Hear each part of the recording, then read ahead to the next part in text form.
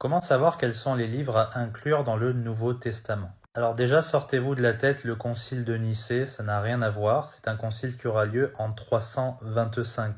Les 27 livres du Nouveau Testament étaient déjà reconnus bien avant ça. Et donc l'Église primitive, bien avant ce concile, avait trois critères fondamentaux. Le premier critère, c'est que le document doit avoir une autorité apostolique, c'est-à-dire soit il est écrit par un apôtre, soit il est écrit par un des compagnons des apôtres. C'est pourquoi l'évangile de Marc, par exemple, il a été accepté, bien que Marc n'était pas un apôtre. Pourquoi cela? Eh bien parce que Marc était un fidèle compagnon de Pierre. Tout comme Luc, qui a écrit un évangile et le livre des Actes, eh bien, était le médecin bien-aimé et compagnon de l'apôtre Paul, le dernier apôtre qui a écrit plus de la moitié du Nouveau Testament. Le deuxième critère, c'est la conformité à la règle de la foi. Ou en d'autres termes, il faut que le document en question soit en accord avec la doctrine chrétienne fondamentale. Ce que l'apôtre Jean appelle par exemple la doctrine de Christ. Si vous avez un document frauduleux comme l'évangile de Thomas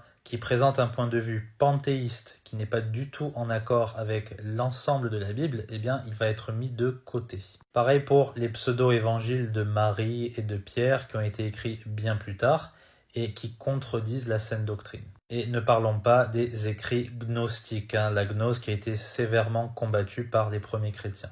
Le troisième critère qui est très important, c'est le fait que le document en question, il devait avoir été accepté et utilisé continuellement par l'Église. Tout comme dans l'Antiquité, il y avait des routes qu'on pratiquait très souvent parce qu'elles étaient dignes de confiance, c'est la même chose avec ce ou ces documents. Au tout début de l'Église, il y avait environ une vingtaine de livres du Nouveau Testament qui étaient clairement reconnus.